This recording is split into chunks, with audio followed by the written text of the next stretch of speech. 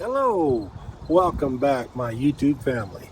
For urban, city, SHTF survival, here is the best knife you can get if you can find it. If you live in the city, the urban areas, this knife is about all you will need. Plus, of course, the smarts to get the job done that needs to be done to make sure you and your family survive. So here it is. Smith & Wesson Homeland Security Knife. I've had this for a while. Bought it years ago. Used it, never had any problem with it. But let's take a quick look at it. Here we go.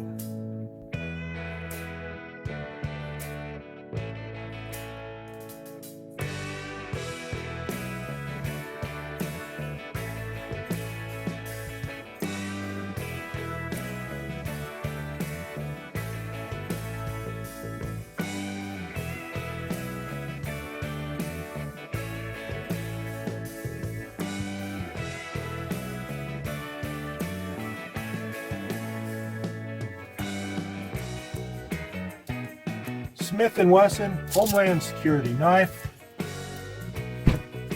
Let's get some preliminary things out of the way. The overall length of this knife is 11 3/4 inches. 1/4 inch thick steel. It's full tang. It's 5.5 inch blade length. It's 14.8 ounces in weight. It has OD green G10 scales. You can see right there. Now, something very interesting about this knife, perhaps all of them are marked this way. Usually it would have a C in here on the lettering, but it doesn't. It says titanium 440 steel. Now perhaps that's just a coating, but it just does say titanium. But maybe that's just the way they did it. I've used this knife extensively. I've had it 10 or 12 years, I believe, maybe a little bit longer, somewhere around there. But I've never had a problem with it. The number on here is CKSUR4G.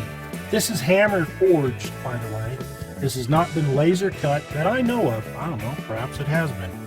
But it's hammer forged knife, serrations on the top, modified Tonto design, lashing points, G10 scales, OD green. It's pretty tough. I can't really argue with it. I've went through doors with it. Went back and forth. It was deep in about, roughly 2 or 3 inches. Going back and forth to make an opening. And no problem. It didn't break. Obviously on the tip is not really as thick as I would like it on the knife. If I had a choice, I would be using a different knife for survival. But for around the city, around the urban areas, sure. Because you may have to use this knife as a service knife. It would work. It is 1/4 inch thick steel. Now, it comes with a sheath, a good sheath.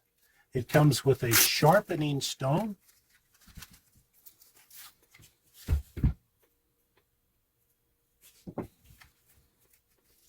I have it fixed up, has an insert in there, had to take it out.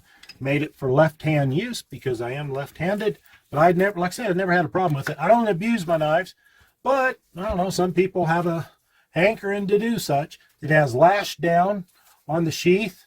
You can go ahead and lash it down to whatever. D-ring pull. It's tight, no problem. It's not that bad of a knife, actually. It should do what you want it to do if you don't abuse it. But it's a heavy knife, very heavy.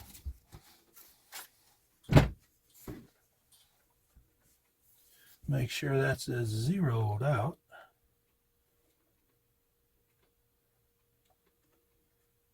Okay, we got that. And it is 14.8 ounces weight. Now,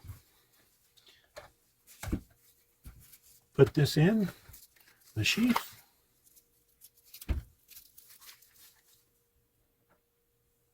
And you got about 1.5 pounds.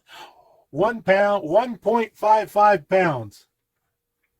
It's a heavy setup. This could be used and has been used, this particular knife anyway.